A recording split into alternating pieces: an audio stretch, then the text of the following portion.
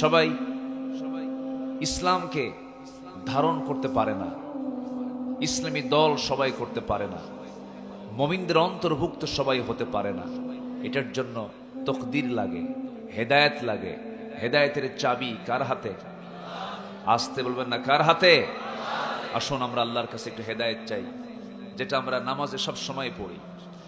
আল্লাহ রাব্বুল আলামিন বলেন, সবাই আমার সঙ্গে ঠোঁট মিলিয়ে বলুন, ইয়্যাকা না'বুদু ওয়া ইয়্যাকা নাস্তাঈন ইহদিনাস সিরাতাল মুস্তাকিম সিরাতাল লাযীনা আন'আমতা আলাইহিম গায়রিল মাগদুবি আলাইহিম ওয়ালাদ-দাল্লিন।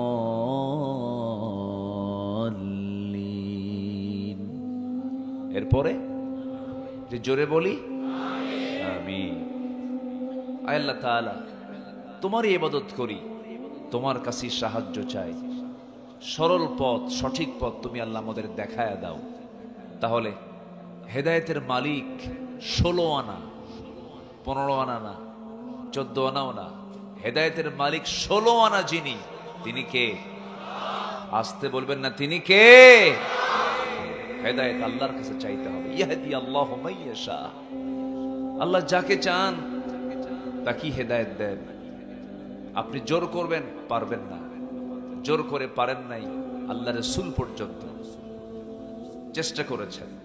চাচা কালিমা পড়েন, আবু তালেব বলেন, মুহাম্মদ জাফররে দিয়ে দিলাম, আলীকে দিয়ে দিলাম, 2 ছেলে আমার, তো তোমার দলই আছে, আমারও যেতে হবে। চাচা লাহা মা কাসাবাত ওয়া লাকুম মা কাসাবতুম, সে যা অর্জন করবে তার, আপনি যা অর্জন করবেন আপনার। আপনার আমলনামা নিয়ে আপনাকে জান্নাতে যেতে হবে। আবু তালেব বলেন, মুহাম্মদ হাসবুনা, আমার জন্য যথেষ্ট, আমার আব্বা আম্মা যা দিয়ে গেছে, অর্থাৎ আমি বাপ দাদার ধর্মের বাইরে যেতে পারবো না। এরকম জাহেল এখন মনে হয় নাই। আসতে বলবেন না, আছে না নাই?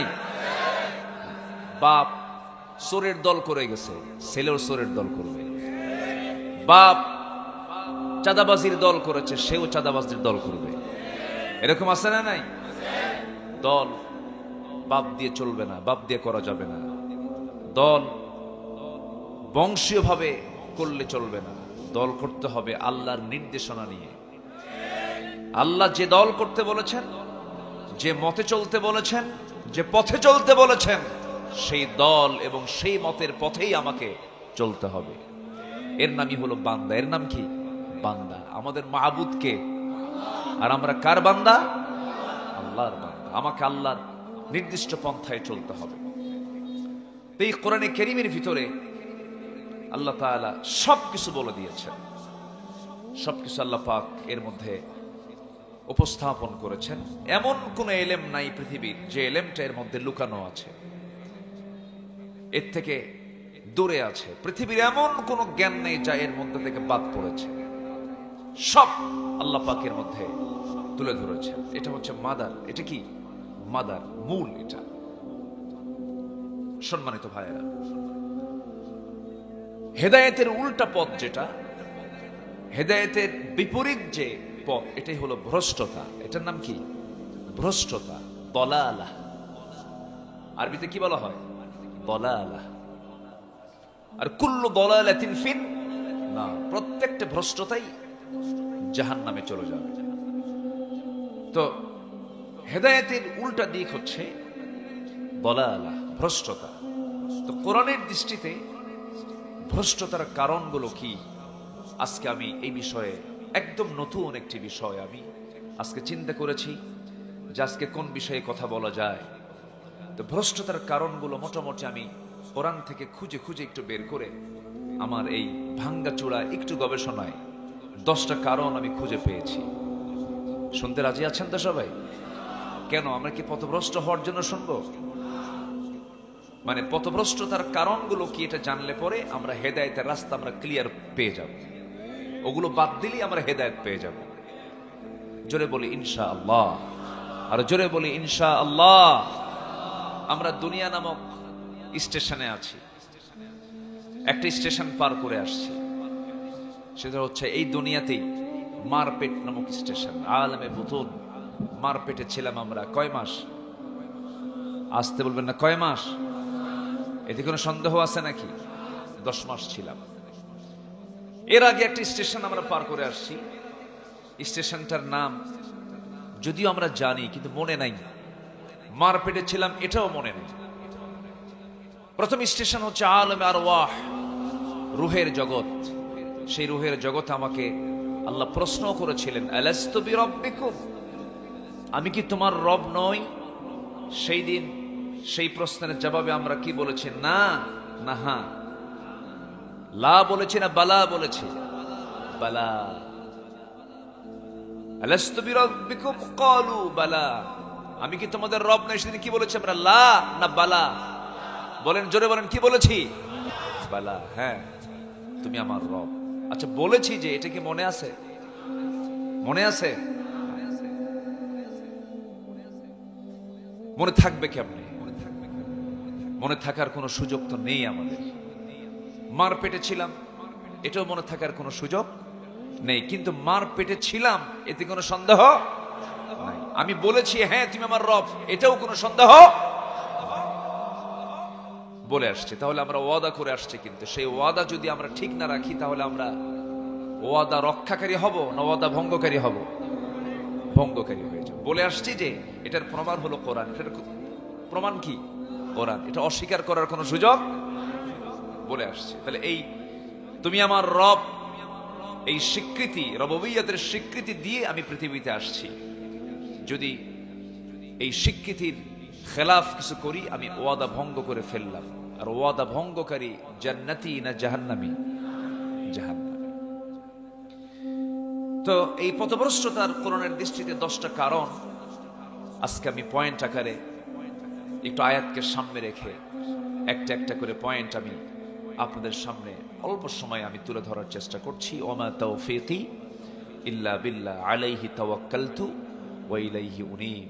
সম্মানিত ভাইয়েরা, আমরা বড় ভাগ্যবান, আমরা জিকির করতে এসেছি। আমরা এখানে কি করতে এসেছি?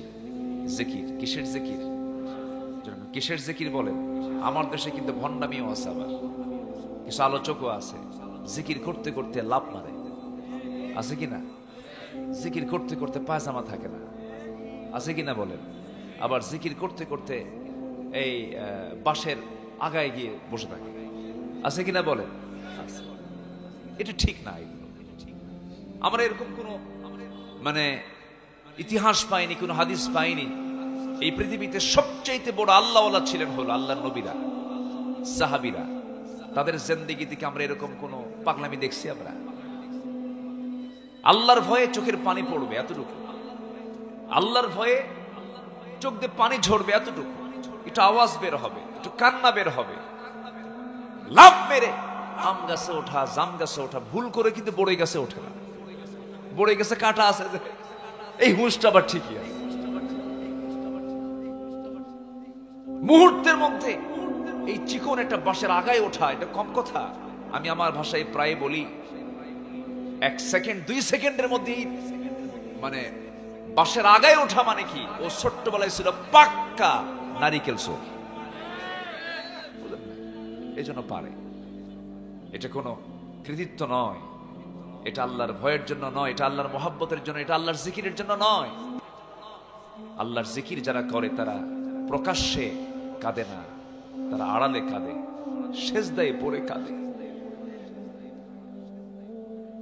আল্লাহ রাব্বুল আলামিন তার পছন্দের বান্দার কিছু তালিকা করেছেন, তাদেরই কিছু গুণও তুলে ধরেছেন। আল্লাহ রাব্বুল আলামিন সুন্দর করে বলছেন, তাবারাকাল্লাযী জাআলা ফিস সামাই বুরুজাও ওয়া জাআলা ফীহা সিরাজাও ওয়া কমারাম মুনীরা وهو الذي جعل الليل والنهار خلفة لمن أراد أن يذكر أو أراد شكورا وعباد الرحمن الذين يمشون على الأرض هونا وإذا خاطبهم الجاهلون قالوا سلاما والذين يبيتون لربهم سجدا وقياما আল্লাহর পছন্দের বান্দাগুলো রাত যখন গভীর হয়ে যায় রুকুতে সেজদায় পড়ে ডুকরে ডুকরে কান্দে, চোখের পানিতে যায় নামাজ ভিজে যায় এবং বলে আল্লাহ ওই ভয়াবহ 7টা জাহান্নাম থেকে তুমি আল্লাহ আমাকে বাঁচায় দাও, আমি তো তোমার জন্যই কানলাম। আল্লাহ বলেন বান্দারে তোর কান্নার মূল্য পৃথিবীর কেউ না দিতে পারলেও, তোর কান্নার মূল্য পৃথিবীর কেউ দেবে না বান্দা, তুই আমার জন্য যদি, শুধু আমার খুশির জন্য যদি, আমার জাহান্নামের ভয়ে যদি, আমার ভয়ে যদি 1 ফোঁটা চোখের পানি যদি ফেলতে পারিস, আমি আল্লাহ বলছি আমি তোর জন্য 7টা জাহান্নাম নিভায়া দিয়া আমি তোর জন্য জান্নাত বরাদ্দ করে দেব। কান্নার মূল্য কার কাছে আছে? আসতে কার কাছে আছে? বইয়ের কাছে? বইয়ের কাছে নাই? আপনাদের বউগুলো এইরকম, স্ত্রীর কাছে স্বামী কান্না করবে, বউ বলবে পুরুষ মানুষ কান্দে নাকি, আবার স্বামীর সামনে স্ত্রী কান্না করবে, স্বামী বলবে মেয়ে মানুষ এরকম কান্দে, ঠিক কিনা বলেন? আবার ছাত্রের সামনে, শিক্ষকের সামনে ছাত্র কাঁদবে, শিক্ষক বলবে পড়াশোনা করবি না এজন্য কান্দিস। পৃথিবীর মানুষ কান্নার উৎস খুঁজবি, সেই কান্নার কোনো মূল্য দিতে পারবে না, কিন্তু আল্লাহ বললেন বান্দা তোর কান্নার মূল্য আমার কাছে এত দামি, তোর কান্না যদি শুধু আমার জন্য হয় তোর জন্য জাহান্নামটা আমি আল্লাহ হারাম করে দেব। অতএব এমনি জায়গায় কেন্দা লাভ নাই, যা কাঁদবো আমরা কার কাছে? আসতে বলবেন না, কার কাছে কাঁদবো? কাঁদো বাঙালি কাঁদো। কি কোন মাসে? কোন মাসে? কাঁদো বাঙালি কাঁদো। কিসের জন্য কাঁদবো আমরা? আমার পাপের জন্য কাঁদবো। কার কাছে কাঁদবো আমরা? আল্লাহর কাছে কাঁদবো। কোথায়? সে কান্নাকাটি আর নাই, সব চলে গেছে। এমন চুরি করছে, চুরি তো পুকুর চুরি না, করছিল সাগর চুরি। কি চুরি? সাগর। আর কয়েকদিন থাকলে দেশই থাকতো, সব বন্দোবস্ত হয়ে গেছিল। এটা দ্বিতীয় লন্দুব দর্জি। এটা সিকিমকে যেভাবে আমার পার্শ্ববর্তী দেশ অ্যাটাক করেছিল, ঠিক ওই রকম ভাবেই সেকেন্ড লন্দুব দর্জির ভূমিকায় তাকে আনতে চেয়েছিল। সম্মানিত ভাইয়েরা, যুবকদের রক্ত আল্লাহ পাক পছন্দ করেছেন। রক্তের বিনিময়ে মুসলিম বান্দাদের চোখের পানি যুগ পার হয়ে গেছে। এই কাশিমপুর কারাগারে দিনেতিপাত করেছেন, চোখের পানিতে জায়নামাজ ভিজে গেছে। আল্লামা শহীদ দেলাওয়ার হোসেন সাইদ রাহিমাহুল্লাহ। এই তো এই আবহাওয়ায় তিনি 12টা বছর কাটিয়ে দিয়েছেন। এই আবহাওয়া আমি এসেই বললাম, আগে হাবিবুর রহমান সাহেবকে বললাম যে এখান থেকে কারাগার কত দূর? বলল হুজুর আপনার আলোচনার আওয়াজটা কারাগারের লোকেরা শুনতে পাবে। এখন হয়তো বসে আছে ওই জায়গায় দরবেশ বসে আছেন, দরবেশ আছে না? লাভ কি হলো? সবার ঘরে ঘরে নাপা আছে। নাপা মানে কি? প্যারাসিটামল। এই নাপা কোম্পানি যেটা বেক্সিমকো, এই বেক্সিমকোর মালিক হাজার হাজার কোটি টাকার মালিক। এত সম্পদ, কত কেলেঙ্কারি আছে তার বিরুদ্ধে তার জীবনে। এত সম্পদ করলো, এত কিছু করলো, এরপরেও আল্লাহ বলছেন বান্দা আমার কোরআন থেকে দূরে থাকবি, ধরবো। ধরে নাই? আজ থেকে ধরে নাই? আল্লাহ রাব্বুল আলামিন বলেন وَمَنْ أَعْرَضَ عَنْ ذِكْرِي فَإِنَّ لَهُ مَعِيشَةً ضَنْكًا ونحشره يوم القيامة أعمى আল্লাহ রাব্বুল আলামিন বলছেন আমার জিকির থেকে আমার কোরআন থেকে যে বান্দা নিজেকে গুটিয়ে রাখবে, আমার বিধানকে বাদ দিয়া অন্য বিধানকে যারা মানবে, আমার জিকির বাদ দিয়ে যারা দিল্লির জিকির করবে, রাশিয়ার জিকির করবে, আমেরিকার জিকির করবে, আল্লাহ বলছেন আমি তার জন্য দুনিয়ার জীবনকে সংকীর্ণ করে দেব। সে শান্তি পাবে না। টাকা থাকবে, পয়সা থাকবে, কিন্তু শান্তি নাই। আছে শান্তি? আছে শান্তি আছে।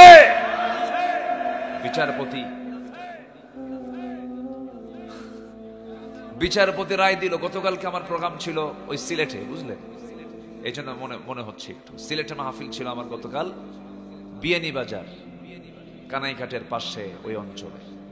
যারা ওর 2 বিসি আউট করে দিছে তারা আমার সাথে একটু দেখা করতে আসছে। হুজুর আমরা সাইজ করছি, একদম নিজের হাতে শক্তভাবে আদায় করে নিছি। সম্মানিত ভাইয়েরা, এত বড় বেয়াদব, এত বড় উশৃঙ্খল, এরা বিচারপতির চেয়ারে বসেছিল। এরা বিচারপতি না, এরা ছিল সন্ত্রাস। এরা কি ছিল? সন্ত্রাস ছিল, টেরর। এরা টেররিজমকে জাতির উপরে চাপিয়ে দিয়েছিল। আমাদেরকে বলেছিল আমরা নাকি সন্ত্রাসী, আমরা নাকি মানবতা বিরোধী অপরাধী, আমরা নাকি যুদ্ধাপরাধী, আমরা নাকি ধর্ষণকারী। এরকম করে আলেমদেরকে বিভিন্ন অভিযোগে অভিযুক্ত করার জন্য চেষ্টা করেছে।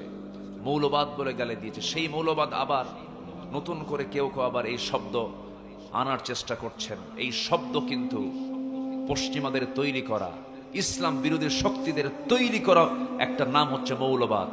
মৌলবাদ বলে যদি কোনো মুসলমান গালি দেয়, ও হচ্ছে ইহুদি খ্রিস্টানদের পা চাটা গোলাম। মৌলবাদ গালি মুসলমানকে কখনো দিতে পারে না। এই গালি এসছে মুসলমানদের মধ্য থেকে না ইহুদি খ্রিস্টানদের মধ্য থেকে? তারাই গালি দিয়েছে। সেই গালি মুসলমানকে কখনো দিতে, যদি কেউ দেয় ভাবতে হবে ওরা আরেকটা এজেন্ডা বাংলার জমিনে কায়েম করতে চায়। রাগ করছেন? রাগ করলেও কিছু করার নাই। রাগ করলে কি করবো? আমাকে হক কথা বলতে হবে তো। আমরা চাঁদাবাজি দেখতে চাই না, আমরা ধর্ষণ দেখতে চাই না, আমরা ধর্ষণ মুক্ত, চাঁদাবাজ মুক্ত, নিরাপদ একটা জনপদ বাংলার জমিনকে আমরা দেখতে চাই। জোরে বলি ইনশাআল্লাহ। সম্মানিত ভাইয়েরা, অনেক কথা আছে, আমাকে সময় দিচ্ছেন তো? আমি তো হতাশ হয়ে গিয়েছিলাম একটু। মানুষ তো একটু বিপদে পড়লে একটু ভয় পায়, একটু বিব্রত হয়ে যায়। বৃষ্টি আসছে, ভাবলাম যে কি হয়, মনে হয় কথা বলতে পারবো না। আল্লাহ একটু হলেও সুযোগ করে দিয়েছেন। নীল নবগণে আষাঢ় গগনে তিল ঠায় আর নাহিরে, ওগো তোরা যাসনে ঘরের বাহিরে। সম্মানিত ভাইয়েরা, আসুন কোরআনের দৃষ্টিতে ভ্রষ্টতার কারণগুলো কি কি, কারণগুলো কোনটা কোনটা কারণ হতে পারে, আমরা একটা একটা করে একটু বের করার চেষ্টা করি। নাম্বার 1 হচ্ছে কুফর। নাম্বার 1 কি? কুফর। কুফর হচ্ছে ইমানের বিপরীত কাজ। ইমানের উল্টা যেটা, সেটাই হলো কুফর। ইমানদার আল্লাহকে মানে আর কাফির আল্লাহকে মানে না। ইমানদার আল্লাহর বিধানকে মানে আর কাফের আল্লাহর বিধানকে মানে না। এর মাঝে আবার কিছু ইমানদার আছে, তারা বলে আমার ইমান আছে কিন্তু আল্লাহর আইন মানি না। এরকম আছে না নাই বলেন? তাহলে এদেরকে আপনি কি বলবেন? এদেরকে আপনি কি বলবেন বলেন? এই তো ফাইন, সবাই তো মুফতি হয়ে গেছেন, মাশাআল্লাহ। মুফতি হতে হবে তো, ফতুয়া জানতে হবে। ফতুয়া না জানলে বেকায়দা আছে। ফতুয়া না জানা পর্যন্ত আমি ইসলামকে সঠিকভাবে মানতে পারবো না। আমাদের সবাই জানতে হবে, জানা দরকার। নাম্বার 1 হচ্ছে কুফর। আল্লাহ রাব্বুল আলামিন বলেন, ইন্নাল্লাযীনা কাফারু সাওয়াউন আলাইহিম আআনযারতাহুম আম লাম তুযিরহুম লা ইউমিনুন। জোরে বলুন আল্লাহু আকবার। সূরাতুল বাকারা আয়াত নাম্বার 6। আল্লাহ বলছেন যারা কুফরি করবে তাদের জন্য সবই সমান সমান আপনি তাদেরকে ভয় দেখান বা না দেখান, তারা কখনো ঈমান আনবে না। এমন জাতীয় লোক বুঝে আমার দেশে নাই? আসতে বলবেন না, আছে না নাই? আচ্ছা, আমার নবীজি 23 বছর নবুয়তের জিন্দেগির দায়িত্ব পালন করেছেন। এর মধ্যে 13 বছর কেটেছে মক্কা, আর 10 বছর কেটেছে কোথায়? মদিনা। মোট কত বছর হলো? 23 বছর। বেঁচেছেন হলো 63 বছর 9 ঘন্টা। 63 বছর 9 ঘন্টা তার হায়াত ছিল। এই দুনিয়ার জিন্দেগিতে যখন আল্লাহ রাব্বুল আলামিন তাকে পাঠালেন, এই দুনিয়াতে তিনি আগমন যখন করলেন, জন্ম যখন তার হলো, কত বড় মহান মানুষ তিনি। এই জমিনে যখন তিনি আসেন, আল্লাহ তার উদ্দেশ্যে বলছেন, ওয়ামা আরসালনাকা ইল্লা রাহমাতাল লিল আলামিন। হে রাসূল, আমি হলাম রব্বুল আলামিন, আর আমি আপনাকে জগৎবাসীর জন্য রহমত করে পাঠিয়েছি। আর আপনি হচ্ছেন আলামিনের জন্য রহমত, এই জগতের জন্য আপনি রহমত। এই পৃথিবীতে যত পয়গম্বর পাঠিয়েছেন, সমস্ত পয়গম্বরদের মধ্যে শ্রেষ্ঠ পয়গম্বর কোন পয়গম্বর বলুন? মুহাম্মদ সাল্লাল্লাহু আলাইহি ওয়াসাল্লাম। একটু বৃষ্টি আসছে মনে হয় না? আচ্ছা, সমস্যা নাই তো। আমি মাহফিল কমিটি কিছু বলেছিলাম যে আপনারা কি আষাঢ় মাস, শ্রাবণ মাস বসার জন্য কি অনুকূল পরিবেশ রেখেছেন কিনা? হুজুর সব ঠিকঠাক আছে। ঠিকঠাক কই থাকবে? ঠিকঠাক নাই তো। একটু ত্রিপল করে দিতেন একটা এরিয়া পর্যন্ত, সুন্দর ত্রিপল করে দিলে তাহলে এই টেনশনটা থাকতো না। ত্রিপল ধরেন 200 ফিট করে যদি একটু ত্রিপল করে দিতেন, এই যে হাজারো শ্রোতা এখানে আসছেন আপনারা, এবং ভিতরে বাইরে প্রচুর লোক, কিন্তু বাইরেও কিন্তু অনেক মানুষ বসার জায়গা পাচ্ছে না বলে, হচ্ছে না বলে একটু ছিটে ছিটে ভাব হয়ে আছে, এই জিনিসটা থাকতো না। তবে মাহফিল কমিটির পক্ষ থেকে আমি ক্ষমা সুন্দর দৃষ্টি কামনা করছি, কিছু মনে করবেন না, তারা হয়তোবা সেই ব্যবস্থা করতে পারেন নাই। আমরা মাহফিলের বরকত কামনা করি, আল্লাহ কবুল করুন, জোরে বলি আল্লাহুম্মা আমিন। তবে একটু ধৈর্য ধরুন, আমার দিকে একটু তাকান। তাহলে 1 নম্বর হচ্ছে কুফর। এই কুফরই কিন্তু ইমানদারের মাধ্যমেও ঘটতে পারে কিছু কিছু ক্ষেত্রে। যেমন আমার রাসূল বলেছেন, মান তারাকা সালাতান মুতাআম্মিদান ফাকাদ কাফার। যে ব্যক্তি 1 ওয়াক্ত নামাজ ইচ্ছাকৃতভাবে ছেড়ে দিল, সে যেন কুফরি করলো। আল ফারুকু বাইনাল মুমিন ওয়াল কাফির তারকুস সালাহ। মুমিন এবং কাফেরের মাঝে পার্থক্য সৃষ্টিকারী হলো নামাজ। আমার বন্ধুগণ, এই জন্য ইমানদার জীব সে কখনো কুফরি করতে পারে না। আল্লাহ রাব্বুল আলামিন আর এক জায়গায় বলছেন, আফাতুমিনুনা বিবাদিল কিতাবি ওয়া তাকফুরুনা বিবাদ। তোমরা কিতাবের কিছু অংশ মানবে আর কিছু অংশ মানবে না, তা হবে না। তোমাকে পুরোপুরি মানতে হবে। ব্যক্তিগত জীবনে আপনি ইসলামকে মানবেন, রাজনৈতিক জীবনে মানবেন না। নামাজে আপনি ইসলামকে মানবেন, সমাজে আপনি ইসলামকে মানবেন না। নামাজে আপনি ইসলামকে মানবেন, আপনি ব্যবসা ইসলাম মানবেন না। নামাজে আপনি ইসলামকে মানবেন, কিন্তু যাকাত না মেনে সুদকে মানবেন, আপনি মুনাফিক হয়ে গেছেন। এরকম মুনাফিক তো আমার দেশে খুঁজে পাওয়া খুব মুশকিল। সুদ কারা খায়? আমার দেশের লোক সুদ কি সুদখোর আছে? সুদখোর আছে। এই সময় কি উঠবেন না, উঠলি ভাববো ওটাই সুদ খায়। বসেন, ওয়াজের পয়েন্ট অনুযায়ী একটু সিদ্ধান্ত নিতে হবে, কিন্তু একটু বসেন। সম্মানিত ভাইয়েরা, যারা নামাজও চায়, যারা সুদও চায়, যারা নামাজ চায়, যারা বেহায়াপনা চায়, যারা নামাজও চায়, যারা সিনেমা হলও চায়, এরা ইমানদার নয়, এরা ফাসিক, এরা মুনাফিক। আছে না? একই মঞ্চে কোরআন তেলাওয়াত শুরু হয় আর নাচ দেয়া শেষ হয়, আছে কিনা? একই মঞ্চ, একই মঞ্চেই কোরআন তেলাওয়াত শুরু করে আর কি দিয়ে শেষ করে? নাচ দিয়ে শেষ করে। এরকম দল আছে কিনা আমার দেশে? বলে আছে কিনা? মৃত্যুবার্ষিকী, শাহাদত বার্ষিকী, প্রথমে কোরআন তেলাওয়াত শুরু হয়, এরপর নৃত্য পরিবেশন দিয়ে শেষ হয়। যে নেতৃত্বের ভিতরে এই মুনাফিকি আছে, ওই নেতৃত্বের মুখে আমরা জুতা মারি, থুতু মারি।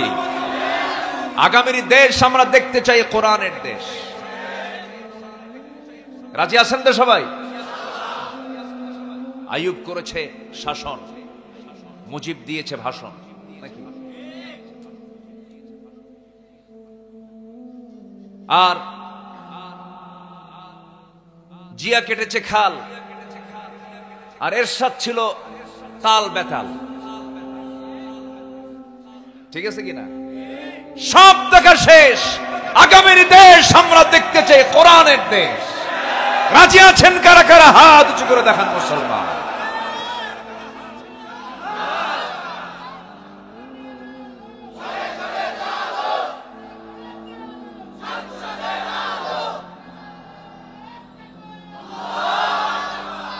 আল্লাহ কবুল করুন, জোরে বলি আমিন।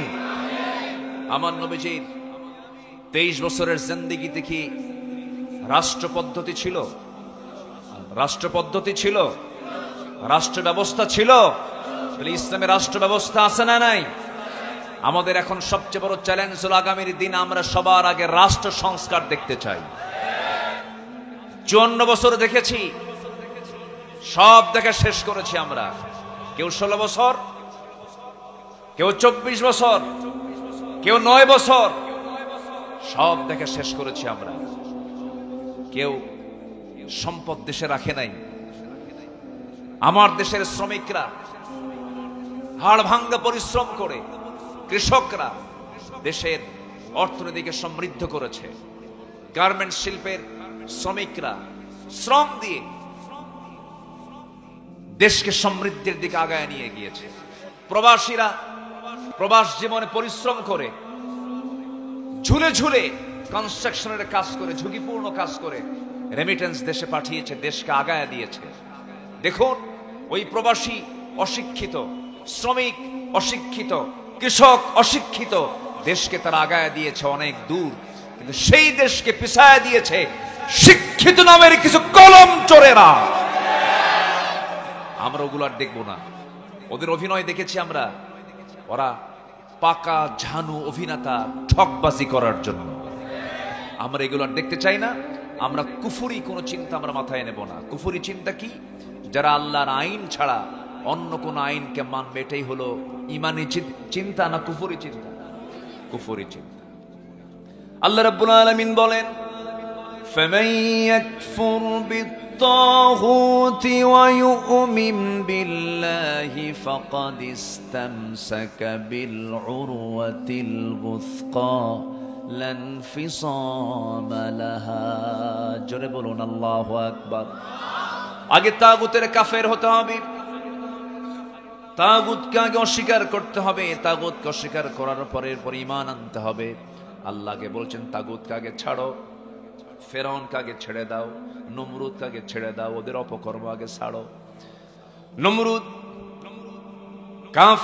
ফেরাউন, এরা সব ছিল তাগুত। এই পৃথিবীতে সর্বপ্রথম হত্যা রাজনীতি যে প্রথম চালু করেছিল সেটাই হলো ফেরাউন। সেই ফেরাউনের সেই অনুষ্ঠিত পন্থা এখনো আছে না নাই? বলেন, এখনো আছে না নাই? এখনো আছে। এই জন্য আগে কুফরি মতবাদকে ছাড়তে হবে। ভ্রষ্টতার 1 নম্বর কারণ হলো কুফরি করা। কুফরির কাছে আমরা যাব না। আল্লাহ রাব্বুল আলামিন বলছেন, যে বান্দা কুফরি করে দুনিয়া থেকে বিদায় নেবে সে ব্যক্তি জান্নাতের গন্ধ পাবে না। আল্লাহ রাব্বুল আলামিন আরেক জায়গায় বলছেন, ওয়া মাইয়াবতাগি গায়রাল ইসলামি দীনান ফালান ইউকবালা মিনহু ওয়া হুয়া ফিল আখিরাতি মিনাল খাসিরিন। জোরে বলুন আল্লাহু আকবার।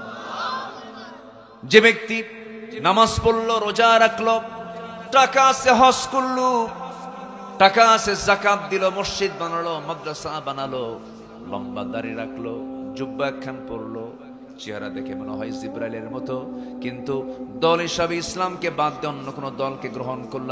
আল্লাহ রাব্বুল আলামিন বলছেন, যত কিছুই করুক না কেন আমি আল্লাহ তার কোনো প্রাপ্তি আমার কাছে রাখি নাই, তার জন্য আছে জাহান্নাম। যখন নাউযুবিল্লাহ। তাহলে আমাকে কুফরি মতবাদকে ছাড়তে হবে। ইসলাম ছাড়া যা পৃথিবীতে মতবাদ আছে সব কি কি মতবাদ বলেন? কি মতবাদ বলেন? কুফরি মতবাদ। ইসলাম ছাড়া পৃথিবীতে এখন মোটামুটি 70 থেকে 72টি মতবাদ আছে, যেটা মানুষ তৈরি করেছে। আর ইসলাম কার? ইসলামটা কার? সূর্য কার? চন্দ্র কার? আকাশ কার? সূর্যের ভিতরে কোনো ভুল আছে? আকাশের কোনো প্ল্যানিং এ কোনো ভুল আছে? আমার আপনার বিল্ডিং এ নাই? আছে না নাই? বিল্ডিং বানাতে নিয়ে না, এটা না করে ওটা করলে ভালো। আজ থেকে 50 বছর আগের বিল্ডিং এখন কি অকেজো? অকেজো না, ওল্ড হয়ে গেছে। এখন নিউ আর্কিটেক্ট ইঞ্জিনিয়ার চলে আসছে, এটা আর চলবে না, এটা ভাঙ্গো, নতুন করে করো। কিন্তু কোটি কোটি বছর আগে আল্লাহ পাক আকাশ বানিয়েছেন, ভাঙ্গেন। ভাঙ্গা লাগে? ভাঙ্গার কোনো প্রয়োজন আছে? যারা বলে ইসলাম 1400 বছর আগের, ভুল কথা। ইসলাম শুধু 1400 বছর আগের নয়, আদমের সময় থেকে ইসলাম। সূর্য যেমন অচল হয় না, আকাশ যেমন পুরাতন মনে হয় না, সে আকাশের মালিক, সে সূর্যের মালিকের পক্ষ থেকে কোরআন এসেছে।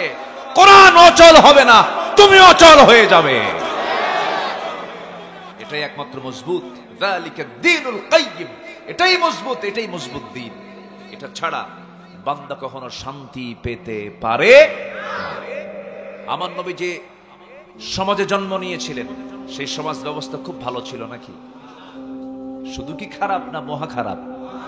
মহা খারাপ। তবে আমরা তার সে কোনো অংশ কম না। আমরা একটু তুলনা করি, একটু আস্তে আস্তে যাচ্ছি। কিন্তু মাঝে মাঝে আপনারা ছাতা মারতেছেন, আবার বন্ধ করছেন না, সমস্যা নাই। সবার হাতে হাতে ছাতা দিয়ে দেন কমিটির ভাইরা, অন্তত না জাগতাও। আছেন তো? বলি আলহামদুলিল্লাহ। জি, খুবই সুন্দর, আপনারা ধৈর্য সহকারে শুনতেছেন। আগের যুগে যে জাহালাতটা ছিল, সেটা ছিল ওল্ড ভার্সন, ওল্ড জাহেলিয়া। আর এখন হচ্ছে নিউ জাহেলি, নিউ ভার্সন। আগে মানুষ মেরে ফেলতো, টুকরা টুকরা করতো না, মারছে মেরে ফেলছে। আর এখন মারে আবার টুকরা টুকরা। সেদিন কোথায় যেন দেখলেন 49 টুকরা করছে। কয় টুকরা? 49। আগের যুগে ধর্ষণ হতো, জেনা হতো, কিন্তু মরা লাশ কবর থেকে তুলে ধর্ষণ হতো। আগের যুগে ধর্ষণ হতো, 3 বছরের শিশু ধর্ষণ হতো। তাহলে কি এই জাতি কি কোন অংশ কম? আলহামদুলিল্লাহ। কি কবেন? বলেন, কি বলবেন? জোরে বলেন, আরো জোরে বলেন। গত বছর মাহফিল ছিল আমার চট্টগ্রাম, একটা মাহফিল ছিল। আলোচনা শুনলো মানুষ, চোখের পানি ফেললো মানুষ। দোয়া শেষ করে দেখি মঞ্চের কোনায় রাখছে জুতা, আমার জুতা নাই। কি কথা কি বুঝতেছেন? আমার মনে হয় পৃথিবীতে 200 রাষ্ট্রের মধ্যে একটা রাষ্ট্র আছে, বাংলাদেশ, যে দেশে জুতা পর্যন্ত থাকে না। মসজিদে জুতা রাখার জায়গা সব জায়গায় আছে, মক্কায় আছে, মদিনাও আছে, কিন্তু সামনে না। ওটা একটা সাইডে রেখে, নাম্বারে রেখে এখন থেকে অনেক দূর চলে যায়, 1 কিলোমিটার দূরে চলে যায় জুতা। ওই জায়গায় একটা নাম্বার রাখলি, ওই জাস্ট কি খুঁজে পাওয়ার জন্য সেখানে জুতা রাখার জায়গা, চোরের জন্য না। আর আমার দেশে জুতা রাখার জায়গা কি রক্ষা করার জন্য? জুতা রক্ষার জন্য, চোর থেকে বাঁচার জন্য। আবার এক মসজিদে দেখি জুতা রাখার জায়গা, ওটা শুধু খোলা রাখে না, ওটা তালা সিস্টেম করছে। মানে যার যে জুতা রাখবে ওখানে মানে চাবি রাখছে, চাবি সিস্টেম, লক দিয়ে ওই চাবিটা হাতে নিয়ে নামাজ শেষে আবার তালা খুলে জুতা নিয়ে যাবে। এই হচ্ছে আমার দেশের মানুষের সিচুয়েশন, সম্পদের নিরাপত্তা। জুতা যদি একবার ভুল করে আপনার পিছনে রেখে, হয়তো ভালো একটা জুতা কিনেছেন এক জোড়া, পিছনে রেখে যদি নামাজে যান, নামাজ হওয়াই কঠিন। রুকুতে যে তসবিহ হবে না, খালি মনে মনে করবেন জুতা আছে তো। এই হচ্ছে অবস্থা। সম্মানিত ভাইয়েরা, আমরা কোন সমাজে বসবাস করছি? যে সমাজে নিজের পিতার সামনে, পিতার কাছে নিজের মেয়ে সন্তান নিরাপদ নয়। মাহরাম বাবা, মেয়ে তার কাছে নিরাপদ নয়। এতটাই জাহেলিয়াত আমাদেরকে জেগে বসেছে। মেয়ে বাধ্য হয়ে আইনের শরণাপন্ন হয়ে বলছে, আমার বাবার বিরুদ্ধে আমি মামলা করতে এসেছি, আমার বাবা আমাকে ধর্ষণ করে। কোথায় আছে?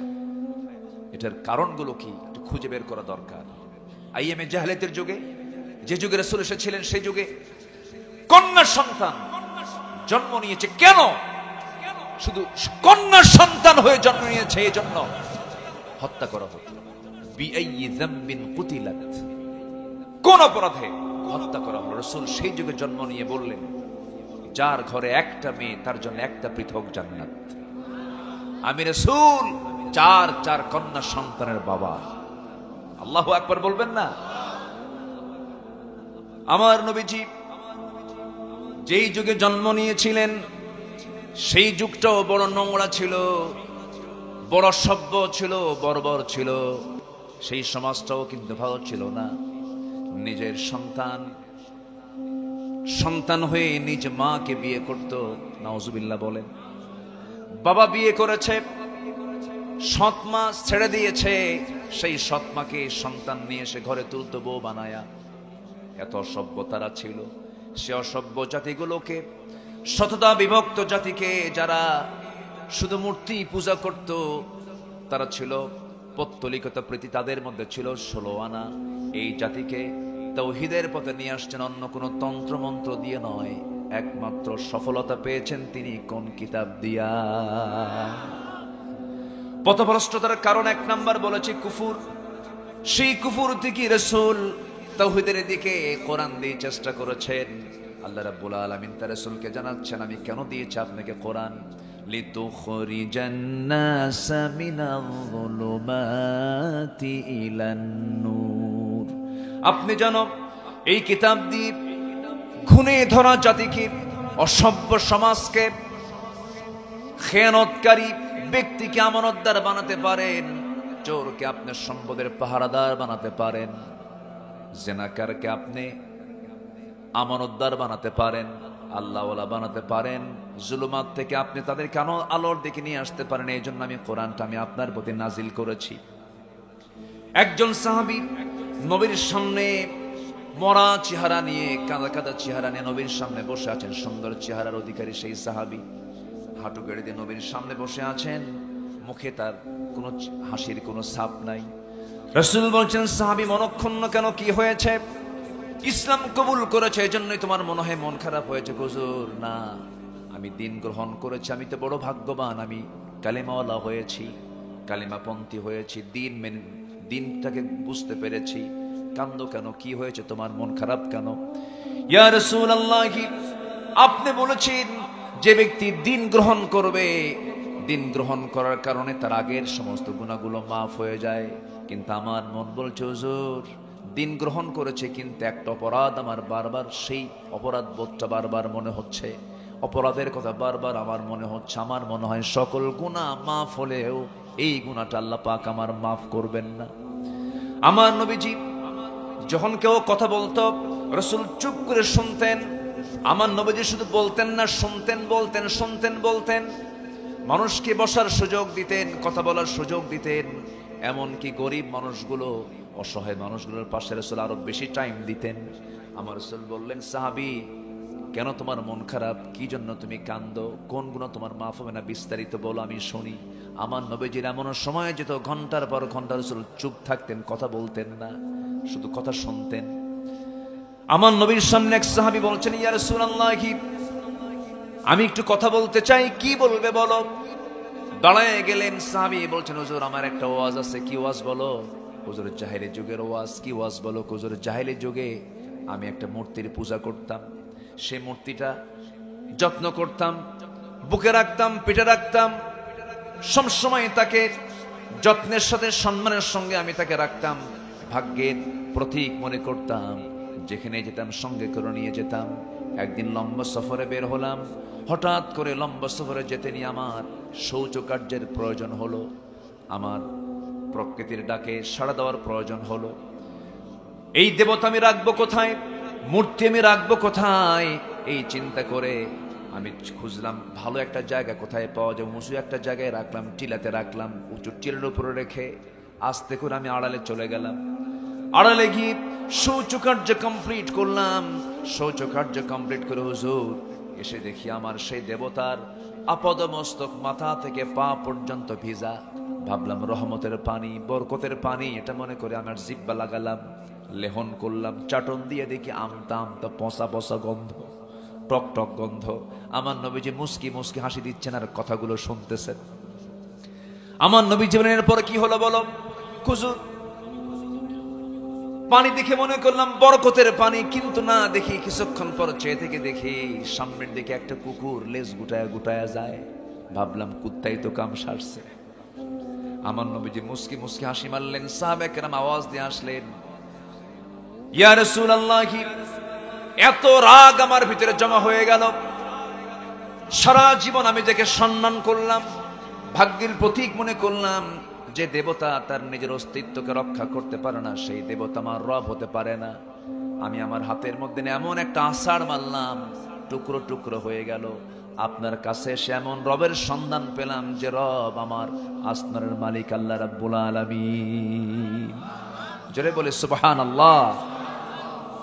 আমার নবীজি সাহাবীদের কথাগুলো মনোযোগ দিয়ে শুনতেন। ঘন্টার পরে ঘন্টা চলে যেত। আমার নবীজি অনেক সময় চুপ, লম্বা সময় চুপও থাকতেন, কথাগুলো শুনতেন, আবার মাঝে মাঝে বলতেন। তবে আমার নবীজি কথা বলতেন যতটুকু অপ্রয়োজনীয় প্রয়োজনীয়। বলেন বলেন বলেন বলেন, অতিরিক্ত না প্রয়োজন? অতিরিক্ত কোনো কথা বলতে গেলে ভুল আছে না নাই? আছে। জিহ্বাকে বিশ্রাম দিতে হয়।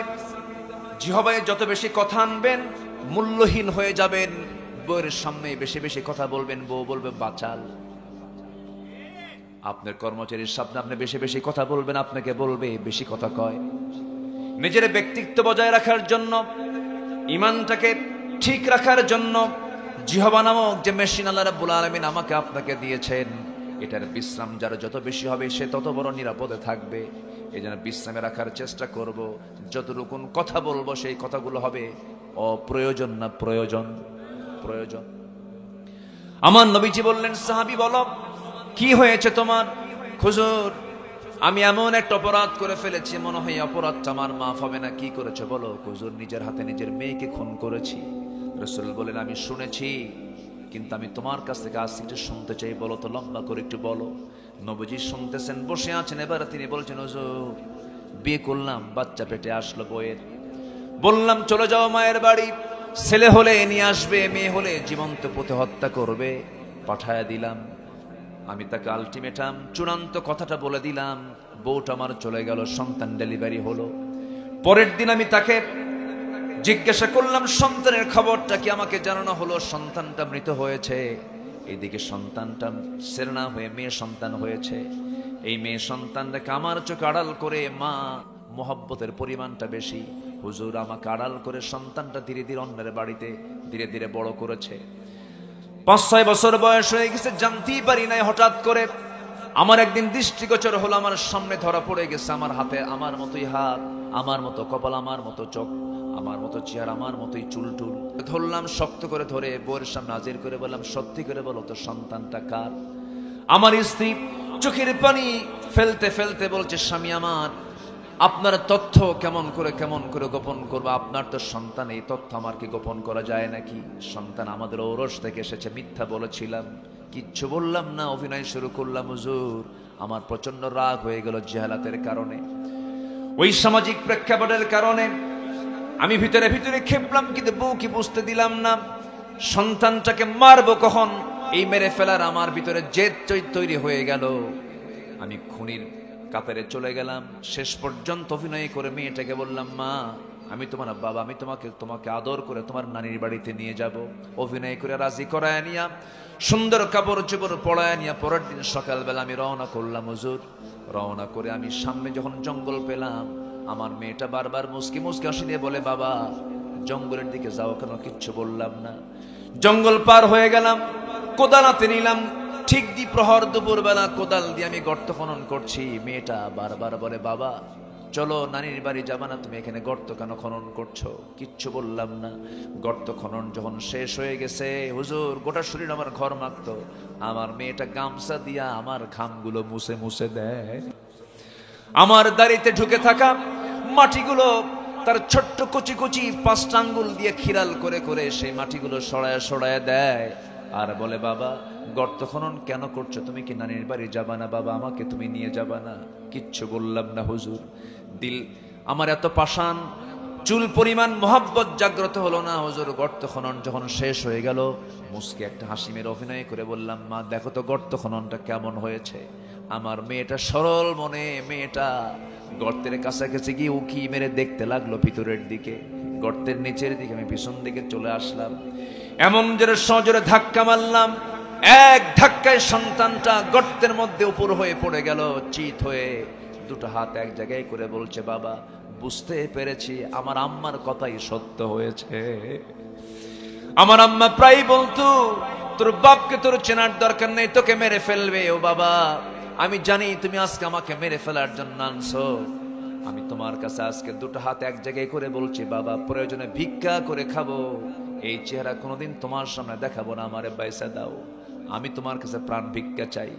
হুজুর দয়া হলো না, মায়া হলো না, পাথর একখান নিয়ে আসলাম, এত জোরে তার বুক বরাবর সজোরে মেরে দিলাম, ফিঙ্কি দিয়ে রক্ত বের হয়ে গেল। জনমের মতো আমি তাকে বিদায় করলাম। আমার নবজি কথাগুলো শুনে শুনে আমার নবজি কান্নায় ভেঙ্গে পড়ে বলছেন, সাহাবী মানুষ এত পাষাণ হয় এটা আমার জানা ছিল না, তবে একটা কথা তোমাকে বলি সাহাবী। সাহাবীকে বুকের সঙ্গে জড়ায় নিয়ে বলছেন, কুফরকে ছেড়ে দিয়ে তুমি তাওহীদকে গ্রহণ করার কারণে তোমার এই গুনাহ তোমার জীবন থেকে ঝরে গেছে। জোরে বলি সুবহানাল্লাহ, আরো জোরে বলি সুবহানাল্লাহ। সেই মানুষগুলোকে এক সুতার কাঠিতে আবদ্ধ করলেন, এক কালিমার পথে নিয়ে চলে আসলেন, অন্য কোনো জাদু দিয়ে নয়, মন্ত্র দিয়ে নয়। কি দিয়া? আসতে বলবেন না, কি দিয়া? কোরআন যে মানবে সে বিফল না সফল, সে পরাজিত না বিজয়ী। আমাদের জন্য কোনো পরাজয় নাই, মুসলমানদের জীবনে কোনোদিন পরাজয় হতে পারে না। মুসলমানদের জীবনে বিজয়। মুসলমানদের জীবনে কি বলেন? বিজয়। আল্লাহ রাব্বুল আলামিন বলেন, কেন বিজয়? আল্লাহ রাব্বুল আলামিন বলছেন, ইউকতাল ফাসাউফা নুতিহি আজরান আযীমা, ইউকতাল আও ইয়াগলিব ফাসাউফা নুতিহি আজরান আযীমা। নিহত হও অথবা বিজয়ী হয়ে যাও, আমি আল্লাহ তোমাকে বিশাল পুরস্কারে পুরস্কৃত করব। জোরে বলি সুবহানাল্লাহ। আমার ভাইয়েরা, কোরআনের দৃষ্টিতে পথভ্রষ্টতার 10টা কারণ আছে, এর মধ্যে একটা কারণ কেবল বললাম, আরো আছে 9টা কারণ। নাম্বার 2 হলো শিরিক করা। কি করা বলেন? শিরিক করা। আল্লাহ রাব্বুল আলামিন বান্দাকে ক্লিয়ার কনসেপ্ট জানিয়ে দিয়েছেন, বান্দা যত গুনাহ আছে সব গুনাহ আমার মাফের আওতায় আছে, মাফ করতে পারি, কিন্তু আল্লাহ তো শিরিক বিশাইআন, আমার কাছে তুমি শিরিক নামার সামনে হাজির হইও না। শিরিক নিয়ে যদি হাজির হও, আমি তোমাকে জাহান্নামের মধ্যে প্রবেশ করাবো, আমি তোমাকে জাহান্নামে নিক্ষেপ করব। শিরিক মুক্ত হয়ে আমার কাছে আসো। আল্লাহ রাব্বুল আলামিন বলছেন, ওয়া মান ইউশরিক বিল্লাহ ফাকাদ হারামাল্লাহু আলাইহিল জান্নাহ। যে ব্যক্তি শিরিক করবে তার জন্য জান্নাতটা বাজেয়াপ্ত হয়ে যাবে। আল্লাহ রাব্বুল আলামিন আরেক জায়গায় বলছেন, আমি তোমার সকল গুনাহকে মাফ করব, কিন্তু শিরকের গুনাহ মাফ করা হবে না। ইন্নাল্লাহা লা ইয়াগফিরু আন ইউশরাকা বিহি ওয়া ইয়াগফিরু মা দুনা যালিকা লিমান ইয়াশা ওয়া মান ইউশরিক বিল্লাহি ফাকাদ যাল্লা যালালাম বাঈদা। সূরা নিসা 116 নম্বর আয়াত। বাড়িতে মিলায় নেবেন, যে ব্যক্তি শিরিক করবে তার কোনো কিছু কবুল হবে না, আল্লাহ তাকে মাফ করবেন না। জিনা করেছ, নামাজ ছেড়ে দিয়েছ, অন্যান্য গুনাহ করেছ, অন্যান্য পাপ করেছ, হয়তোবা মাফ হতে পারে, কিন্তু শিরকের গুনাহ করে আমার সামনে হাজির হবে, আমি তোমাকে মাফ করব না। কার কথা বলেন? আসতে বলবেন না, কার কথা? যে ব্যক্তি অথবা যে দল আল্লাহর দল ছাড়া অন্য কোন দল করবে, যে ব্যক্তি আল্লাহর দল ছাড়া অন্য কোন দলে যে ব্যক্তি বিশ্বাস স্থাপন করবে, সেই মুশরিক। আমার কথা কি বুঝতেছেন আপনারা? দল করতে হবে কার? আরো জোরে কার? আরো জোরে কার? আল্লাহর দল ছাড়া অন্যের দল করলে পরে এই দল করার কারণে সে ব্যক্তির পরিচয় হবে কি বলেন? মুশরিক। কি পরিচয় হবে? মুশরিকের জন্য জান্নাত না জাহান্নাম? কি শেষ করে দেব? আলোচনা চালাবো আলোচনা, জোরে বলি ইনশাআল্লাহ। সবাই থাকেন, উনি আমাকে শেষ করতে বলেননি, একটু থাকেন, একটু সময় দেন আমাকে। 2 পয়েন্ট চলে গেল, একটা হচ্ছে কুফর আর একটা হচ্ছে শিরক। শিরকের অনেক লম্বা ব্যাখ্যা আছে, ব্যাখ্যার দিকে গেলে পরে আমি 10টা পয়েন্ট আমি আবার কথা বলতে পারবো না। এটা তো কোরআনের ক্লাস, এই ক্লাস আমরা এসেছি, ক্লাসটা আমরা একটু হলেও সংক্ষিপ্ত করে আমরা শেষ করে বিদায় নেব। জোরে বলি ইনশাআল্লাহ। প্রত্যেক ভাই, একটা ভাইও উঠবেন না, আমি শুরুতেই কিন্তু বলে দিয়েছি, সেটা হলো আমরা শেষ করব দোয়ার মধ্য দিয়ে। আমরা শেষ পর্যন্ত আমরা সবাই থাকবো, জোরে বলি ইনশাআল্লাহ। নাম্বার 3, দুনিয়ার প্রতি অত্যাধিক মোহ, দুনিয়ার প্রতি অত্যাধিক মায়া, মোহ, এটাও পথভ্রষ্টতার অন্যতম একটা কারণ। নেতৃত্বের মোহ আছে না নাই বলেন তো? নেতৃত্বের লালসা আছে না নাই? আছে। নিজের দলীয় পদ টিকে রাখার জন্য প্রতিপক্ষকে গুলি করে হত্যা করে এমন নেতা নাই তো? একই দল করে, একই দল, ও যে দল করে সেও সে দল করে, একই দলের একই চেতনার মানুষ একজন আরেকজনকে খুন করছে। এই বিগত একটা বছরে একটা দলের, একই দলের ব্যক্তির আঘাতে আরেক ভাই দুনিয়া থেকে বিদায় নিয়েছে, প্রায় শতাধিক পার হয়ে গেছে। কেন? এটার মূল কারণ হলো পথভ্রষ্টতা। পথভ্রষ্টতার কারণেই এই সিচুয়েশনটা হতে পারে। যে ব্যক্তি অন্য কাউকে হত্যা করবে অন্যায়ভাবে, আল্লাহ বলছেন সেজন্য গোটা পৃথিবীর মানুষকে সে হত্যা করলো। ফাকাতালান নাস জামিআ। সবচেয়ে বড় অপরাধ হচ্ছে মানুষকে হত্যা করা। এই হত্যা আমার দেশে এখন কঠিন ব্যাপার না সহজ ব্যাপার? কঠিন ব্যাপার না সহজ ব্যাপার? সহজ। কারণ সহজ কেন হয়েছে? আইনটা কঠিন না হওয়ার কারণে। আইন যদি কঠিন হতো, আইন যদি শক্ত হতো, আজকে হত্যা এত সহজে রূপ নিত না। কারণ হত্যা করলে তো জামিন পেয়ে যায়, হত্যা করলে তো তার জামিন হয়ে যায়, তার ফাঁসির অর্ডার হয় না। এমন জাতীয় বহু রেকর্ড আমার দেশে আছে না নাই? শত শত খুন করেছে, এরপরও দিব্যি চলাফেরা করছে। আর আল্লাহওয়ালা মানুষগুলোকে ফাঁসির কাস্টে ঝুলিয়েছে, ফাঁসির মঞ্চে ঝুলিয়েছে। যারা এই জুলুমগুলো করেছ, তোমাদের জন্য আজকে জমিনটা বড় সংকীর্ণ আল্লাহ পাক করে দিয়েছেন। ঠিক কিনা বলেন? আল্লাহ আছে না নাই? সম্মানিত ভাইয়েরা, সম্মানিত বন্ধুগণ, দুনিয়ার প্রতি অত্যাধিক মোহ পথভ্রষ্টতার অন্যতম একটা কারণ। আল্লাহ রাব্বুল আলামিন বলেন, উলাইকাল্লাযীনা ইশতারাফুল হায়াতাদ দুনিয়া বিল আখিরাহ ফালা ইউখাফফাফু আনহুমুল আযাবু ওয়ালা হুম ইউনসারুন। জোরে বলুন আল্লাহু আকবার। নাম্বার 4 হলো শয়তানের প্ররোচনা অনুসরণ করা। শয়তান বলে যাত্রা লাগা, শয়তান বলে জেনার কাজের জন্য তুই নিজেকে প্রস্তুত করে ফেল। পথভ্রষ্টতার কারণগুলো কি কি আমরা খুঁজে বের করতে চাচ্ছি। কোন কিতাব থেকে বলেন তো? কোরআন থেকে। শুধু পথভ্রষ্টতার কারণ শুধু কোরআন থেকে বের হবে না। আপনি কি চান, আপনি সবকিছুই বের করা সম্ভব যে কিতাব থেকে। সেই কিতাবের নাম কি বলেন? কোরআন। সবকিছু বের হবে। হাইকোর্ট চালাবেন কেমনে? মনে হয় বাদ গেছে। সচিবালয় চালাবেন কেমনে? মনে হয় বাদ গেছে। আপনার পরিবার চালাবেন কেমনে? আছে না নাই বলেন?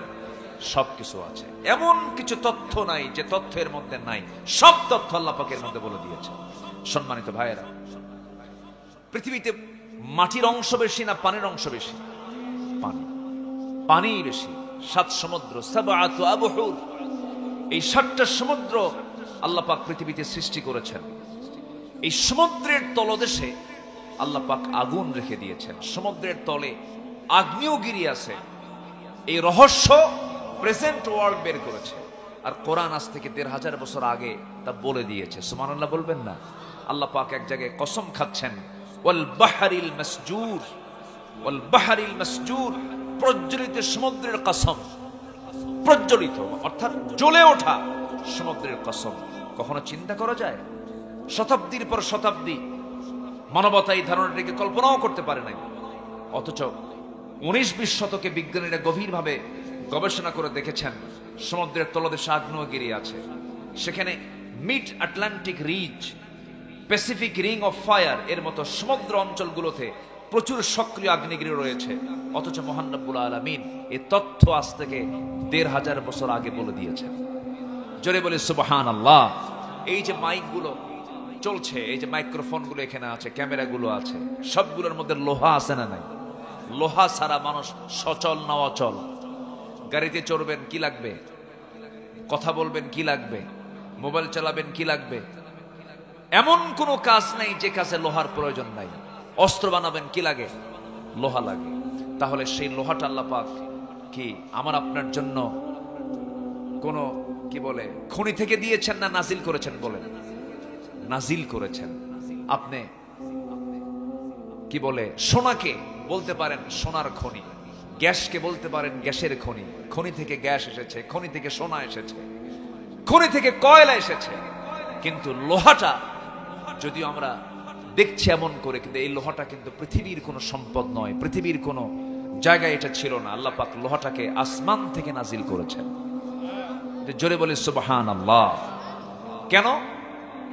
লোহা বানাতে যে তাপমাত্রার দরকার, সেই তাপমাত্রা দুনিয়াতে নাই।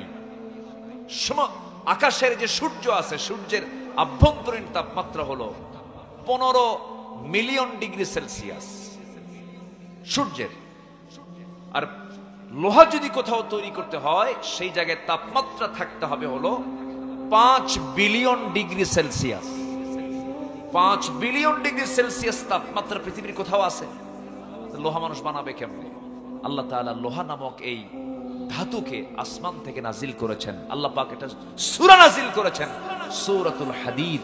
ওয়া আনজালনাল হাদীদ ফীহি বাসুন শাদীদু ওয়া মানাফিউ লিন-নাস। আল্লাহু আকবার বলেন।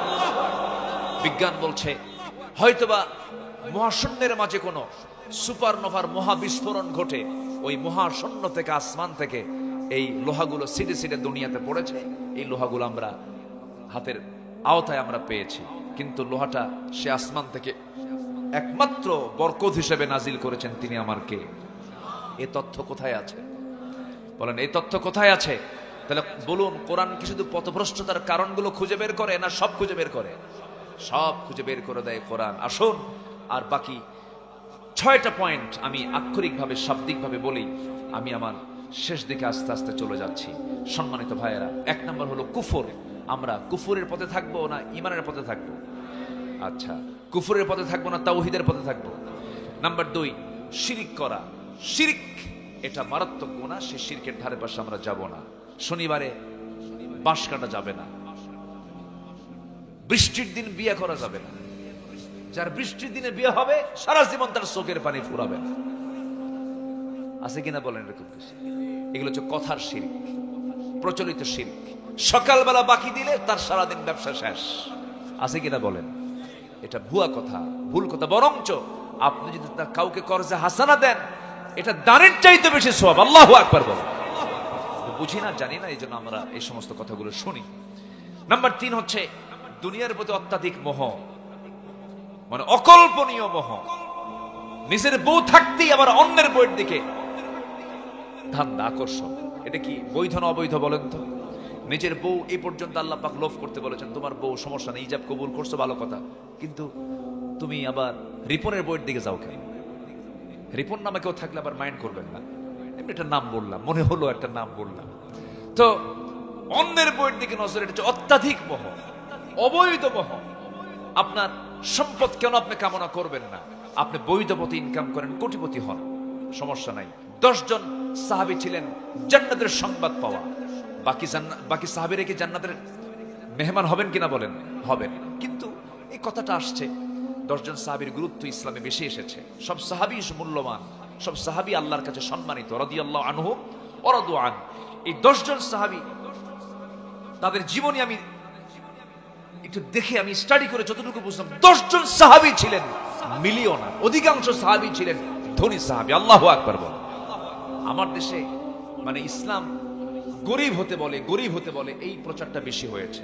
কিন্তু দেখেন, এই দামি দামি সাহাবী যারা রাসূলের সবচেয়ে কাছের সাহাবী ছিলেন, সবগুলো মিলিয়নার শুধু নয়, বিলিয়নার ছিলেন। সাইয়েদনা আবু বকর সিদ্দিক রাদিয়াল্লাহু, তিনি কি গরিব না ধনী? ওসমান জামাই গরিব না ধনী? আব্দুর রহমান ইবনে আওফ গরিব না ধনী? সব ধনী ধনী সাহাবী, সব বিলিয়নার, ট্রিলিয়নার সাহাবী ছিলেন, প্রচুর সম্পত্তির মালিক ছিলেন তারা, কিন্তু তারা কি অবৈধ সম্পদ উপার্জন করেছেন? বৈধভাবে আপনি মালিক হন। আপনি কেন সম্পদের মালিক হবেন না? হন। আপনি তো যাকাত দিবেন, আপনি তো বান্দার হক আদায় করবেন, কিন্তু অন্যের জমি দখল করে না, ন্যায্যভাবে ক্রয় করে, ন্যায্যভাবে ক্রয় করে, দখল করে নয়। যখন আপনি দখল করতে যাবেন তখনই হবে হচ্ছে কোরআনের ভাষায় দুনিয়ার প্রতি অত্যাধিক মোহ, দুনিয়ার প্রতি অত্যাধিক তার আকাঙ্ক্ষা, এটা তার ভ্রষ্টতার অন্যতম কারণ। তাহলে তাকাবো অন্যের বউয়ের দিকে না নিজের বউয়ের দিকে? আসতে কয় অন্যের বউ না নিজের বউ? যার বউ নাই বান্ধবী, হ্যাঁ নাকি? কিছু বন্ধু বলে, বন্ধু তোমার কি বান্ধবী আছে? না, তুই তো মানুষই না। মানে ওরে মানুষই কয় না, যার বান্ধবী নাই সে কি একটা মানুষ হলো নাকি? দেখেন কোন হাইওয়ান এগুলো।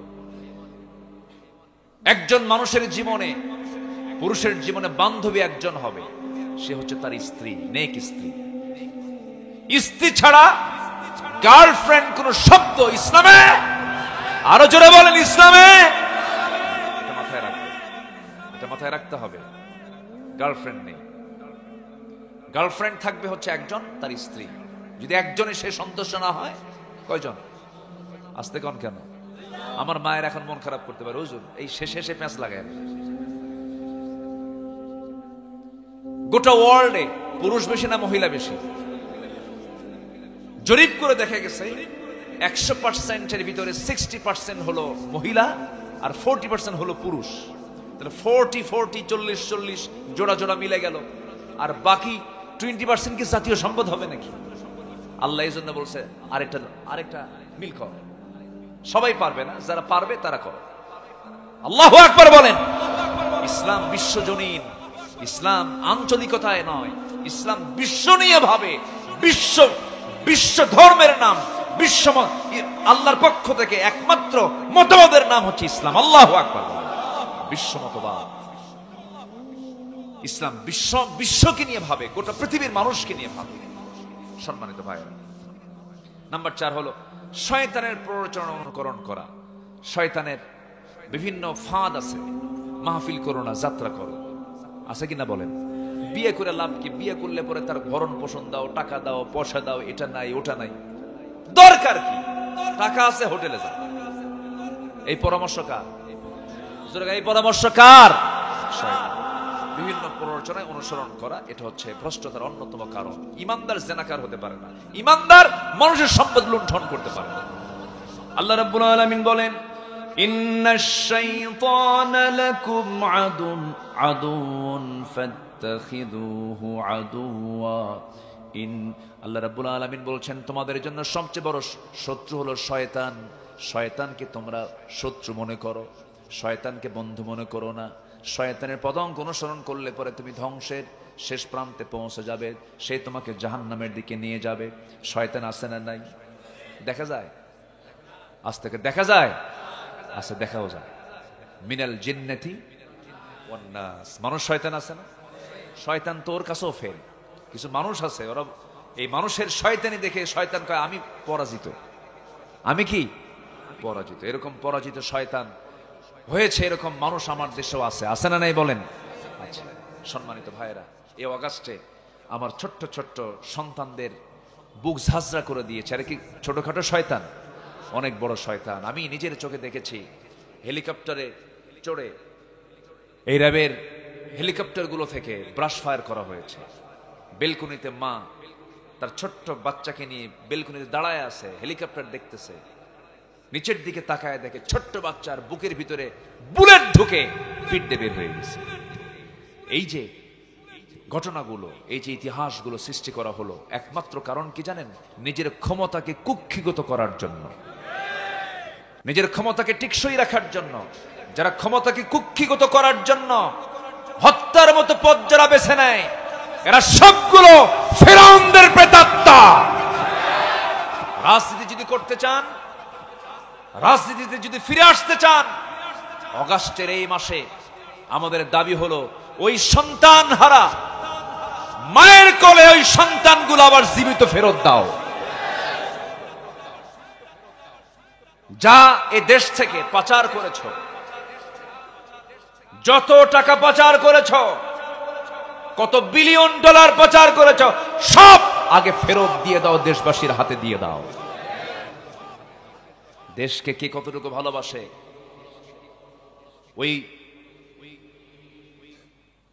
রাজাকারের তকমা লাগায়া, ওই পুরাতন রেডিও বাজায়া জাতিকে আর পথভ্রষ্ট করার সুযোগ আর এই জাতি দেবে না। সম্মানিত ভাইয়েরা, সম্মানিত বন্ধুগণ, শয়তানের প্ররোচনায় পড়া যাবে না, শয়তানের ধোকায় পড়া যাবে না। নাম্বার 5 হলো আল্লাহর আয়াত বিধিবিধান নিয়ে যারা ঝগড়ায় লিপ্ত হয়। মাঝে মাঝে দেখেন না কিছু কিছু আইনজীবী আমার দেশে কয় কোরআনের আইনগুলো অনেক আগের, এখন আর এগুলো চলবে না। আছে কিনা বলেন? এরকম লোক আছে কিনা বলেন? আছে না নাই? আমরা দেশ চালাবো কিন্তু শরিয়া দিয়ে নয়। যারা বলবে আমরা দেশ চালাবো কিন্তু শরিয়া দিয়ে নয়, এটা যদি মুসলমান হয়ে যদি বলে থাকে তার মুসলমানিত্ব নাই, মুসলমানিত্ব নাই, ঈমান চলে গেছে, চলে গেছে, চলে গেছে, ঈমান নাই। সম্মানিত ভাইরা, নাম্বার 6, অহংকার বসে আল্লাহর হুকুমকে যদি কেউ অমান্য করে। আছে কিনা বলেন? আছে কিনা? আছে। অহংকার করেছিল প্রথম কে? আসমান এবং জমিনে সবার প্রথম, আসমান এবং জমিনের 1 নম্বর যে অপরাধ সংঘটিত হয়েছিল সেটা কি করা বলেন? অহংকার করা। কে করেছিল? ইবলিস, শয়তান করেছিল। আল্লাহ রাব্বুল আলামিন বলেন, وَإِذْ قُلْنَا لِلْمَلَائِكَةِ اسْجُدُوا لِآدَمَ فَسَجَدُوا إِلَّا إِبْلِيسَ قَالَ أَأَسْجُدُ لِمَنْ خَلَقْتَ طِينًا। শয়তান যুক্তি দিয়ে আল্লাহরে বলে, আল্লাহ তুমি কেমন করে বলো আমি তাকে গ্রহণ করব? আমি হলাম আগুন, সে হলো মাটি, এটা কি হয় নাকি? কি এর মধ্যে কি আছে? এর মধ্যে কি ঢুকলো? কি ঢুকলো? আল্লাহ বলতেছে তুই ওরে মেনে নে। কিনা এই জাতীয় চরিত্র যাদের, ভাবতে হবে ওর মধ্যে শয়তান ঢুকে গেছে, 16 আনা ঢুকেছে। আল্লাহর আইনকে অমান্য করার কোনো সুযোগ নেই, আর যে অমান্য করবে সে পথভ্রষ্ট। সে কি? পথভ্রষ্ট, সে পথভ্রষ্ট হয়ে গেছে। নাম্বার 7 হচ্ছে জুলুম করা। কি করা? 16 বছর তো কোনো জুলুম ছিল না, ছিল জুলুম, ছিল মহা জুলুম ছিল। মাহফিল ছিল না, মাহফিল করতে দিত না, আমাদের ধরে নিয়ে মাঝে মাঝেই, এটা রুটিন ওয়ার্কের মতো, মাহফিলে বসছি, পুলিশ চলে আসছে, হুজুর চলেন। কোথায়? চলেন একটু থানায় যাই, চা খাই। মামলা টামলা দিয়া জেলখানা ভরায় রেখেছিল। সম্মানিত ভাইয়েরা, এই জুলুমগুলো যারা করেছে, এই জুলুমের অবসান, মাজলুমদের ফরিয়াদ, মাজলুমদের প্রার্থনা কবুল হয় কার দরবারে? আসতে বলবে না, কার দরবারে? এই জুলাইয়ের যে অভ্যুত্থানটা হয়েছে, এটা কি শুধুমাত্র রাস্তায় যুবকরা নেমেছে শুধু এদের কারণেই হয়েছে, না আরো কিছু কারণ আছে? আরো কিছু কারণ আছে। তার 1টা বছর আগেই আল্লামা সাইদিকে শহীদ করা হয়েছে। কত ভালো ভালো মানুষকে জুডিশিয়ালি কিলিং করে দুনিয়া থেকে বিদায় করা হয়েছে। সম্মানিত ভাইয়েরা, আয়না ঘরে থাকা আমান আজমি এবং ব্যারিস্টার আরমানকে, এই দুজনের সঙ্গে সরাসরি কথা বলেছি। তারা বললেন যে আমরা যে ফিরে আসতে পারবো এই দুনিয়াতে, আবার আমরা দুনিয়াতে থেকে আমরা দুনিয়ার বাইরে ছিলাম, এর কেমন কথা, কি আচরণ এগুলো? একটা জাতির স্বাধীনতা, 1971 সালে দেশ স্বাধীন হওয়ার পরে 53 বছর পরে এসে যদি এই চিত্র যদি চিত্রায়িত হয়, আমরা এমন বাংলাদেশ চাইনি। আমরা একটি স্বাধীন, সার্বভৌম, এটা সুন্দর সোনার বাংলা গড়তে চাই, সবকিছু বাদ দিয়া একমাত্র কোরআন দিয়া। আল্লাহ কবুল করুন, জোরে বলি আমিন। কোরআন দিয়ে যদি করি, জুলুম থাকবে না, ফিতনা থাকবে না, সেখানে ফাহেসা থাকবে না, পর্দাহীনতা থাকবে না, নোংরামি থাকবে না, অন্যায়ের কোনো শাসন থাকবে না। কারণ কোরআন কার? কোরআন কার? আর কোরআন ছাড়া যা কিছু আছে সবকিছু কার? শয়তানের। কার বলেন তো? শয়তান। আমরা কারটা নিয়ে বসে আছি এখন? শয়তানেরটা নিয়ে বসে আছি। আমরা কোরআনটা নিয়ে বসে থাকলে পরে আজকে আমার দেশের চিত্র এমনটা হতো না। নাম্বার 8, মানুষকে আল্লাহর পথ থেকে বিচ্যুত করার চেষ্টা। নিজে তো নাই, আবার মানুষকে আবার ওই পথে, বাতিল পথে নিয়ে যাওয়ার জন্য যারা চেষ্টা করে, এরাও হচ্ছে পথভ্রষ্ট। এরাও কি বলেন তো? পথভ্রষ্ট। সম্মানিত ভাইরা, নাম্বার 9 হচ্ছে রাসূলুল্লাহর বিরুদ্ধচারণ। রাসূলকে মানে না এমন লোক আছে না? আসতে বলবেন না, আছে না নাই? রাসূলকে গালি দিয়েছে, রাসূলকে নিয়ে বাজে কথা বলেছে, এমন উক্তিকারী, এমন কটূক্তিকারী কিছু কুলাঙ্গার নাস্তিক বুদ্ধিজীবী আমার দেশে আছে না নাই বলেন? পথভ্রষ্ট। আল্লাহ পাক তাদেরকে পথভ্রষ্টতার চূড়ান্ত রূপ বলে আখ্যা দিয়েছেন। এই পথভ্রষ্টতা থেকে আমাদেরকে বাঁচতে হবে। রাসূলকে মানতে হবে এক জায়গায় না সব জায়গায়, এক জায়গায় না সব জায়গায়। রাসূলকে আপনি দাড়িতে মানবেন, রাসূলকে আপনি আতর সুরমায় মানবেন, জুব্বায় মানবেন, কিন্তু দাঁত ভাঙ্গায় মানবেন না, রাজনীতিতে মানবেন না, দলে মানবেন না, দলীয় জায়গায় মানবেন না। আপনি নবীর উম্মত নন, আপনি ভণ্ড, আপনি প্রতারক। এটা মাথায় রাখতে হবে। সম্মানিত ভাইয়েরা, সম্মানিত বন্ধুগণ, সর্বশেষ 10 নম্বর হচ্ছে ঈমান আনার পর বারবার কুফরিতে চলে যাওয়া। আছে না এরকম? ঈমান আনে ইউসবিহু মুমিনান ওয়া ইউমসি কাফিরান, সকালবেলা ঈমান, বিকেলবেলা কাফের। আছে কিনা বলেন? আছে। একই লোক মাহফিল কমিটির সভাপতি, আবার একই লোক যাত্রা কমিটির সভাপতি। আছে কিনা বলেন? রাত 10টায় মাহফিলের সভাপতি, রাত 3টায় যাত্রা কমিটির সভাপতি। Double standard. আল্লাহ বলছেন এদের অবস্থা কি হবে? আল্লাহ রাব্বুল আলামিন বলেন, ইন্নাল্লাযীনা কাফারু বা'দা ঈমানিহিম সুম্মা ইজদাদু কুফরান লান তুকবালা তাওবাতুহুম উলাইকা হুমুদ দাল্লুন। যারা এই সমস্ত আচরণ করবে তাদের কুফরিটা বেড়ে যাবে। এরাই হলো পথভ্রষ্ট, এরা হলো আল্লাহর পথ থেকে বিচ্যুত বান্দা। এই আচরণগুলো বাদ দিতে হবে। একটা লাইন ধরতে হবে, যা দিয়ে আমরা শুরু করেছি, সবাই বলুন, ইহদিনাস সিরাতাল মুস্তাকিম সিরাতাল্লাযীনা আন'আমতা আলাইহিম গায়রিল মাগদুবি আলাইহিম ওয়ালাদ-দাল্লিন। এরপরে আরো জোরে বলেন, এই সূরা ছাড়া কি নামাজ হয় নাকি? আমরা নামাজ পড়বো কোন সূরা দিয়া? বলেন বলেন, কোন সূরা দিয়া? ফাতিহা দিয়া। কয় ওয়াক্ত নামাজ? 5 ওয়াক্ত নামাজ পড়বেন। কারা কারা একটু হাত তুলে দেখান দেখি। 5 ওয়াক্ত নামাজ। জোরে বলি, ইয়া আল্লাহ ইয়া রহমান, আমাদেরকে 5 ওয়াক্ত সালাত আদায় করার তৌফিক তুমি আল্লাহ দিয়া দাও। জোরে বলি আমিন। আরো জোরে আমিন, আরো জোরে আমিন। বাড়ির স্ত্রী যাদের আছে তাদেরকে পর্দায় রাখবো। জোরে বলি ইনশাআল্লাহ। আর জোরে বলি ইনশাআল্লাহ। মেয়ে সন্তানগুলোকে পর্দায় রাখার চেষ্টা করব। জোরে বলি ইনশাআল্লাহ। যার পর্দাটা 16 আনা আছে, নামাজটা পরিপূর্ণ আছে, হালাল রুজি আছে, আল্লাহ পাক তাকে জান্নাত না দিয়ে কোথায় দিবেন? আল্লাহ তাকে জান্নাত দিবেন। এই বিষয়গুলো আমরা খেয়াল করি। নামাজ, পর্দা, হালাল রুজি, এই বিষয়গুলো আমরা খেয়াল করার চেষ্টা করবো। আল্লাহ পাক সেই তৌফিক সবাইকে দান করুন। এক সাহাবী বলছেন, হুজুর আমাকে একটু শর্ট প্যাকেজ দেন, জান্নাতে যেতে চাই। শর্ট প্যাকেজ আছে না? শর্ট প্যাকেজ আছে না?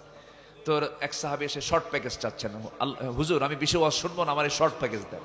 রাসূল বলেন, শর্ট প্যাকেজ নিবা? হ্যাঁ। তুমি কি কি করো বলো? ইদা সাল্লাইতুল মাকতুবাত, 5 ওয়াক্ত নামাজ পড়ি, অসুমতু রমাদান, রমজান মাসে রোজা রাখি, ওয়া হালালতুল হালাল ওয়া হারামতুল হারাম, হালালকে হালাল জেনে হারামকে হারাম জেনে, হারামকে বর্জন করে হালালকে গ্রহণ করি। আদখুলুল জান্নাতি ইয়া রাসূলুল্লাহ। আমার রাসূল বললেন যে তুমি কি বলতে চাও? হুজুর আমি এই 4টা কাজই করব, ওয়ালাম আযিদ আলা যালিকা শাইআন, আমি এর বাইরে একটা কাজও করব না। আমি কি জান্নাত পাবো না? রাসূল মুস্কি হাসি মেরে বললেন, তুমি জান্নাতি। জোরে বলে সুবহানাল্লাহ। তাহলে এটা কি প্যাকেজ বলেন? আর জোরে কোন কি প্যাকেজ? Short package. 4টা কাজ, 5 ওয়াক্ত কি নামাজ, রমজান মাসে রোজা, হালালকে হালাল, হারামকে হারাম। তাহলে হালাল আর হারাম যদি আমরা ঠিক করি, আর কিছু লাগে ভাই? আর কিছুই তো লাগে না। শুধু কারো জীবন যদি হালাল নিয়ে যদি গড়তে পারে, তাকে জান্নাত ঠেকাবে কে? আল্লাহ তো তার জন্যই জান্নাত রেখে দিয়েছেন। আল্লাহু আকবার বলে।